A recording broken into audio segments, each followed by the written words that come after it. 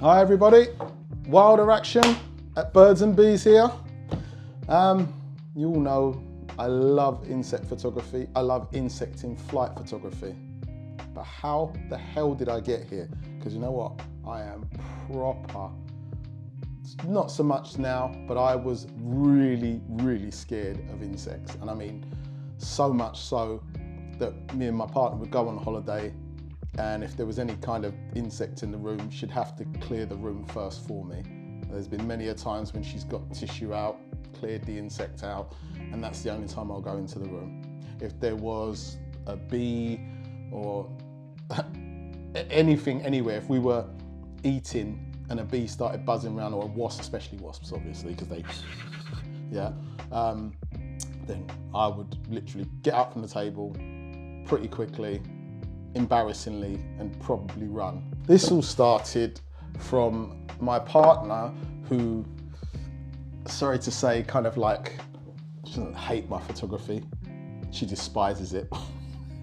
Probably because it takes a lot of time away from her, but yeah, I should try and rectify that a bit more, but you know, love photography, don't we?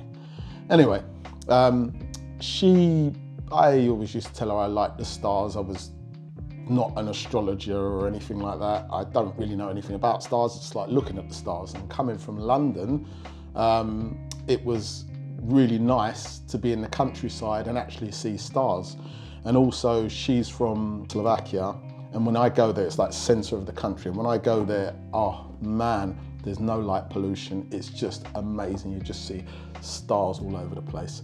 Anyway, so she bought me a telescope with a tracker on it. And I mean, I could show you, I think I'll put a little picture in the side here, show you where the telescope stays now, but it's not used.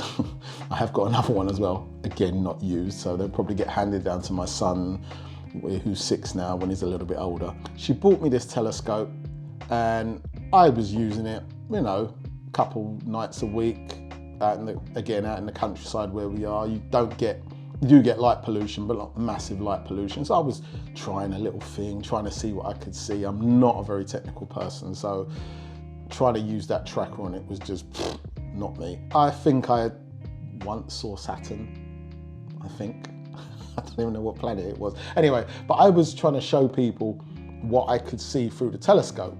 So I went online, as you do, and they said you can attach a camera to the telescope. So I thought, hey ho, I'll have a go. So I went out and bought this brand new Canon EOS M3 in a box from the shop, full price I paid. And during that month, I tried what I could. I know nothing about photography at this point. So I bought a T, I can't remember what they're called now, T adapter that goes on your telescope. And you take the lens off and you attach that. I've got it somewhere in the house, don't know where it is, might try and use it again one day now I know a bit more about photography. But yeah, I attached that, and did I ever get a shot through there? I'm not even sure if I ever got one shot. Definitely not one that I've posted anywhere. But yeah, it was pretty short-lived. And again, knowing nothing about photography, the camera just totally overwhelmed me. I've gone from a point and shoot phone to this camera that at the time was mega advanced for me. Comes to the point now where I've realized I made a big mistake, bought this camera, this new camera, and so I sold it for half the money that I bought it for, probably about a month and a half after I bought it. And then weirdly, instead of just giving up on photography altogether, I saw another camera on there. It was a EOS 10 or something like that. Not EOS 10. It's a digital camera, but it was a 10D, I think it was, or something like that. It's maybe a 20D, I don't know. But anyway, I tried to use this camera. I do not know what lens I had. It was an old lens they'd sold with it, and again, couldn't do nothing with it. I ended up selling that for probably about £10 more than I bought it for.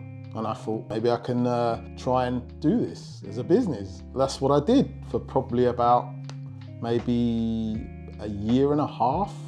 I was buying and selling camera gear. And obviously through buying and selling the gear, I actually, when I say used it, I don't know if I ever properly took a photo. I wasn't into social media at the time. I definitely wasn't posting any pictures anywhere, but I was, you know, taking a couple of pictures. Oh, this does this. Oh, if I move this dial, this does this.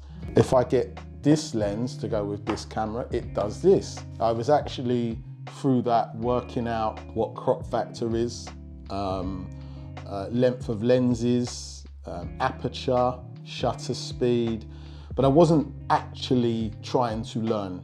I wasn't going out there thinking, right, I'm gonna do this, I'm gonna learn how to use this camera and everything's just gonna come together and I'm gonna be a photographer. There was no thought like that in my head. After about a year and a half of this, maybe a bit longer, I can't remember time. I'm rubbish when it comes to time. Everything is just a blur. By this point now, I'd probably bought maybe 150 cameras and I'd maybe had about 200 lenses and sold them. So they weren't mine to keep. They were mine and I was using them, but not in the way that I use them now, obviously. I think I bought a 5D. This was the turning point. I bought the original 5D, which is a 12 megapixel full frame camera. And I had a 50mm lens on it. And I thought, you know what? Instead of just buying all this and not doing anything, why don't I actually try and take some proper shots of it? So I was using my rabbits as my muses. Is that a word? I don't even know. So yeah, I was using my rabbits. I really learned the difference at that point when it came to aperture, because I was all about the bokeh. I was all about blowing out the background. I really loved it. I really loved that your subject stands out and the background just disappears. I absolutely loved that. And especially when, I mean, some of the older lenses I was using, like some of the Pentax lenses, I think it was, they had an extremely like pronounced bokeh ball effect. And on the edges, because I didn't know the difference between what a perfect bokeh ball was, but on the edges, it used to make like slanted bokeh balls. So it would be like a swirly effect. And wow, that was amazing to see, especially from somebody that's not technical or arty. Being a 5D, that camera taught me to shoot properly manual. And like I said, I was into the stars. So I started shooting the stars. That was, my rabbits obviously were my first subject, only because they were there right in front of me. And then I just kind of went back to the stars. So I started doing a bit of astrophotography. Like I said, because I learned to shoot totally manual now, I worked out that, you know, all the things that I've learned come in well, and especially with slow shutter speed photography. So 30 seconds and beyond. I mean, I've taken one shot that's lasted about 2.5 hours just for one shot. And that was all from that camera. And then obviously that branched out. I've realized, well, full frame really gives you a lot of light grabbing capabilities. That again, because I've gone into astro, that's taught me the wider angle lenses now. So I've gone into, one of my favorite lenses for that was the, is it Rokinon? They call it Rokinon in some places, and it's, oh God, Samyang 14mm f2.8 manual focus lens. And boy, was that lens crisp for things like that. As you go on with photography and you look at somebody that is really good at photography in the genre that they do, don't just look at your work and think, I'm great, because you're being for a rude awakening. There's always somebody better out there than you, no matter what. I know there's loads of people better than me than what I do. I'm just pretty consistent, but we've all got a different look, and it's a niche subject, so none of us are the same. And we all live in different areas, so we all got different subjects. I don't get to travel a lot. I've got a lot of time on my hands, so if I really wanted to do some proper astrophotography, I'd need to travel and get better scenes and things like that, but I haven't got the time for that. I'm a bus driver, I don't know if you know that, and I drive in London. So an easy thing for me to do is take the camera to work with me and do some night photography, because I already know how to do night photography, but just put buildings in my picture rather than other things. And I absolutely love that. And to be quite honest, I've started driving in a different area again, which is more central London again. So I think I might take that up again in the future. But obviously now I've got much more knowledge. My photos were okay, but I've got much more knowledge now. So hopefully the pictures will be on a different level. But yeah, I absolutely love night not landscaped, I don't know what you call it, nightscape photography with buildings. I don't actually know what the word is, but I absolutely loved that. But again, once you get to a certain point and you've taken all the things that you can in the time allotted in the area you're in, you kind of run out of subjects. Another thing about that is you're having to carry your gear around at night where there can be some unsavory characters and you don't know who's around you. Not necessarily, the people weren't bothering me or anything. I have had a couple of times when I've been a bit suspect, but you don't know what's around you. And do you really want to be risking yourself just to take some photos? Not really. Whilst doing that, I got into a little bit of wildlife photography, and that started with obviously birds, as I think most people that get into wildlife photography get into birds first, because it's quite a big community. It's an abundant subject. They're all over the place. They're even when I was in central London doing these kind of shoots, there was still birds everywhere. So I started with birds. But in my head, because I'd shot my rabbits, I think I'd always wanted, I don't know how I got into this, to be quite honest. I always wanted action shots. My thing is always a dynamic action, something unusual, behavioural shot. I like when I see other people's shots of birds on a branch and whatever. But a lot of those shots, I'm not going to say all of them, are set up and you're just waiting for it to land, and you get the perfect pose, and you get the right colours, and you get the right background, and you get the right foreground. You're kind of pre-doing all this. You're pre-setting up what your shot's going to look like. So you kind of know what your shot's going to look like afterwards. And yes, they do quite often then get them taken off the branch or landing on the branch, but they've set that branch up. So it's kind of a set scene, and I'm not really into that. I don't really do setup, especially with what I do now. I don't. Literally, apart from going to the zoo with family, that's different. And I've gone into a butterfly house and I've taken some shots in there. Other than that, none of it's set up. Yes, I kind of know where things are, but it's all natural. It's in its natural environment, and I have to go out there and find it. Again, I am not knocking photographers that do this with bird photography. It's the same. You have to go out there and find your subject. It doesn't just come to you unless you know where it is and you can, plot up. Bird and wildlife photography really wowed me. I was like, oh my. And at the time as well, I think this actually spurred me on. A family member kind of got into it at the same time as me, not at the same time, after me, because they were asking me questions, because they saw I was getting into it, and they was asking me questions about it, and they were saying, well, why can't you just get the same shots with your phone? And I was like, well, you can't. Of course you can. She took a shot, and I took a shot with her phone, and the bird was pretty close, and annoyingly, she got a pretty good shot. But I was explaining nuances about the shot, like the subject sticking out and where it is, and then when it moved, as soon as the subject moved, it was a blur for her. Whereas for me, I knew what I was doing. I was catching it, doing other stuff, and obviously she saw what I was doing. She was into wildlife, but had never thought of picking up a camera to do wildlife. So probably after about a week of discussions, I decided to teach her how to use my camera. And within probably about 2 weeks, maybe 3 weeks, probably I'd say 2 weeks, I taught her how to shoot manually with auto ISO. So she was taking near on as good shots as I was within 2 weeks. And then she brought a camera, and then we'd go out together and we'd shoot together. So this was great, because now I had somebody not working with me, but giving me the energy to go out and shoot extra as well. And then we both got into Flickr. I think I'd been into Flickr for a little bit, but it was almost like a little competition. We'd try and get more likes on Flickr. God, stupid trying to get likes, really, but we all love it.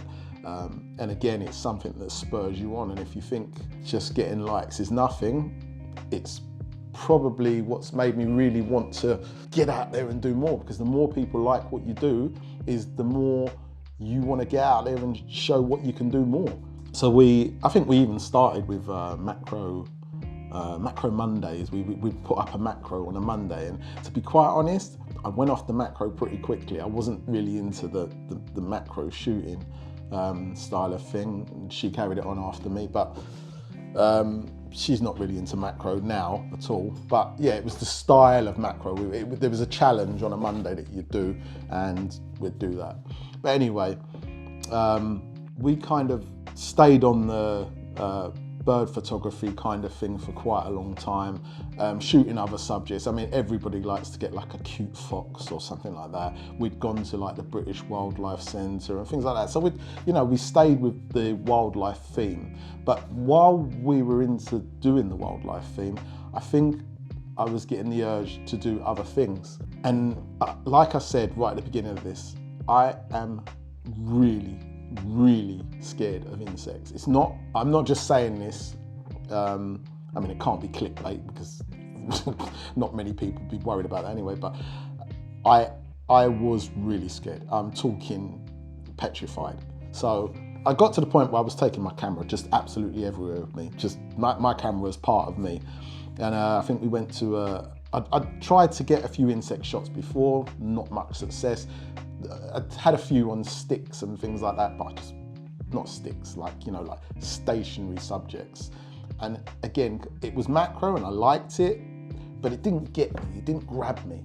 And a lot of my friends do, a lot of my friends do stacking shots of insects, and I am blown away by them. I'm not just saying that, I'm blown away by them. But in that, it still doesn't grab me. That's not what, I think you should always do what grabs you. And action was grabbing me. So I was now trying to get insects in flight. I said it before in another video, I'd go out the back of my house and take videos of hoverflies and things like that. Great subject, best subject to practice on. Gives you your distance and teaches you other things, but yeah. And from that, I just try as much as I could to catch other insects. One of the hardest ones I still find, especially with a macro lens, is it's an easier subject to shoot with a telephoto lens, but with a macro lens, butterflies, if one of the in flight is the hardest subject to capture because they're just so erratic.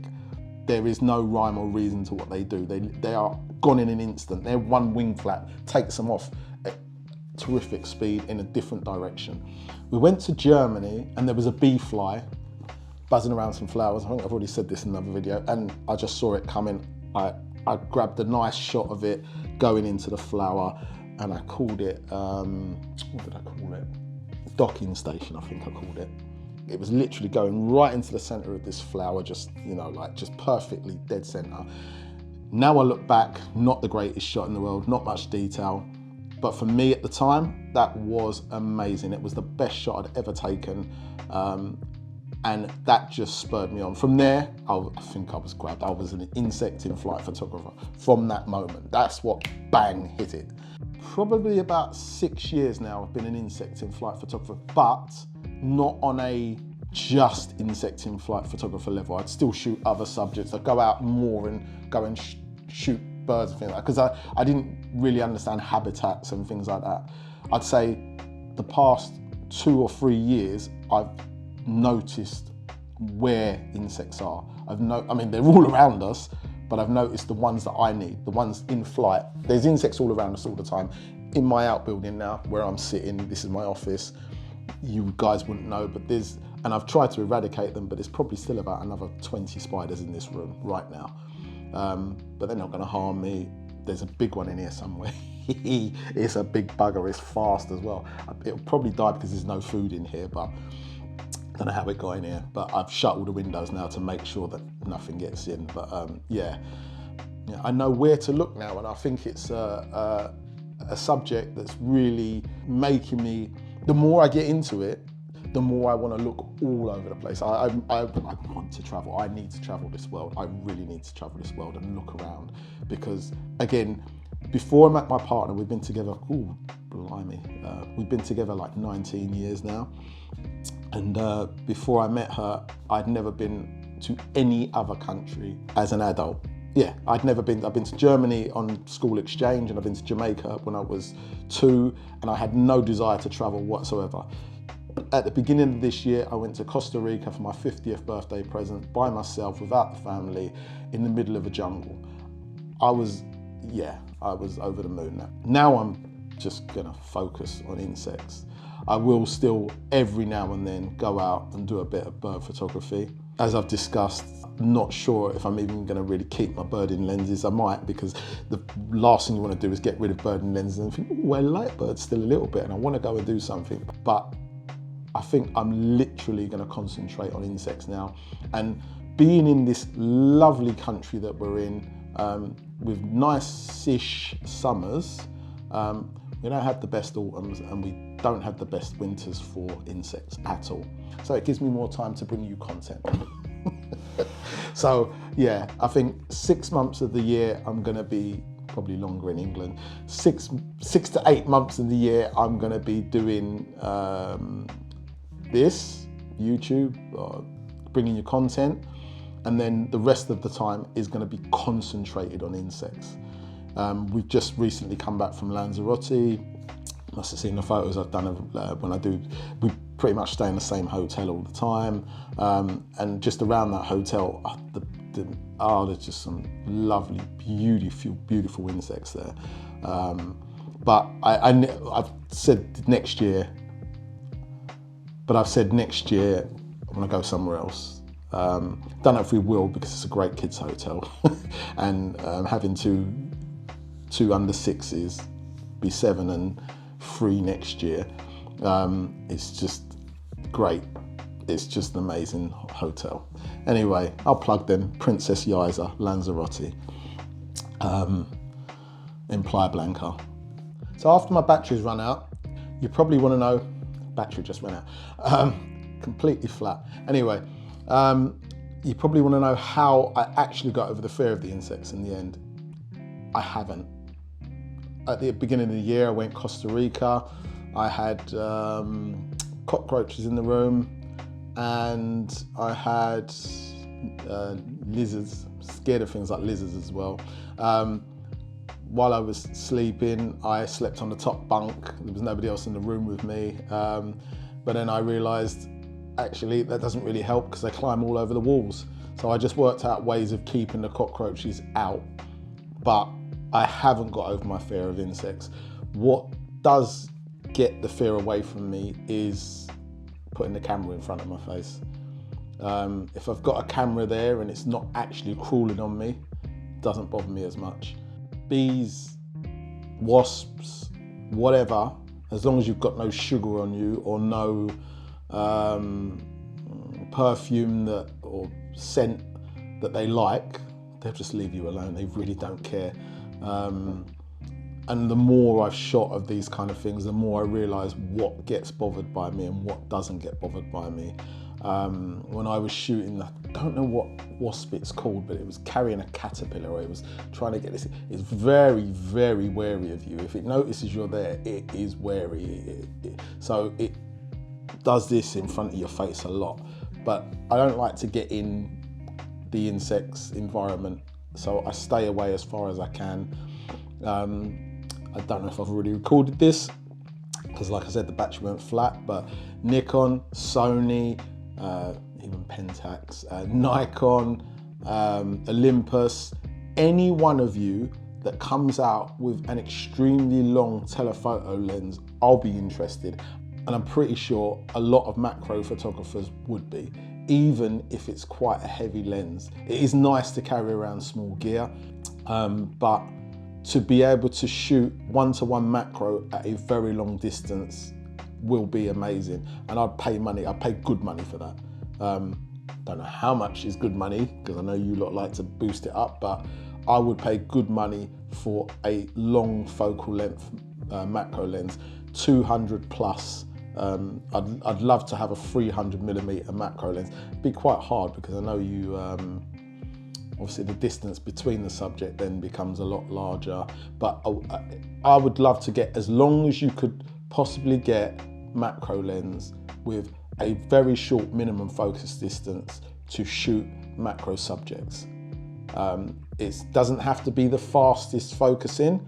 It'd be nice if it could focus fast. Doesn't have to be. I haven't lost my fear. It's still there. I'm not crazy happy when something lands on me. A lot of people I've been out with shooting macro photography of any kind are amazed at how much, if something lands on me, I jump up and maybe sometimes run away. I would draw the line at something like a butterfly landing on me, but I used to run away from butterflies as well. That's how scared of insects I really am. I don't like biting animals landing on me because they'll bite me, and you know, like when you get the bumps and everything afterwards, I hate that. And obviously I don't like stinging animals because nobody does. I'm not anywhere near done with my photography journey at all. I mean, when it comes to insects, I'm still pretty much a newbie. I hardly know any scientific names. When it comes to entomology, I'm rubbish. I don't know if you know, but I'm colorblind, which makes it trebly hard when it comes to identifying insects. I kind of just give up straight away. That's why I like throwing it up on social media, because somebody will tell me.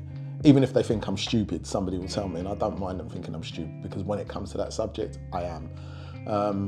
I just love taking the photos of them. If that's what it needs to be, if I need to be the stupid one that catches the photos and you tell me what they are, then have at it. I love it. Yeah, my journey is going to continue. I will go on with flash. I might try stacking. I know I'm probably not going to like the stacking, as in doing it properly for the future. I love other people stacking, and I really love where they go with it. I love their shots, and there are some very unique shots of stacked subjects, or just stationary insects, I should say, not even stacked subjects. Amazing shots, and I know a lot of people come up with great videos. I've been trying to get into the video. I'll plug a lot of my, I don't know what you call them, compatriots. They can't be colleagues, I don't work with them. But you know what I mean. I'm gonna plug a lot of them in the future. I won't do it in this one because I wanna actually put their names up and ask their permission to put their names up. But a lot of these people have inspired me to do what I do as well. Hopefully you can go there with me. At this point, I'm gonna say, please like, share, subscribe, turn on the notification bell. I will be coming out with better and better content as time goes on. I'm extremely new to YouTube, so it's gonna look pretty rubbish for the time being. I'm getting better and better as I go on. I've just learned to leave my camera plugged in for power. I will be improving as we go on. I'll see you on the next one.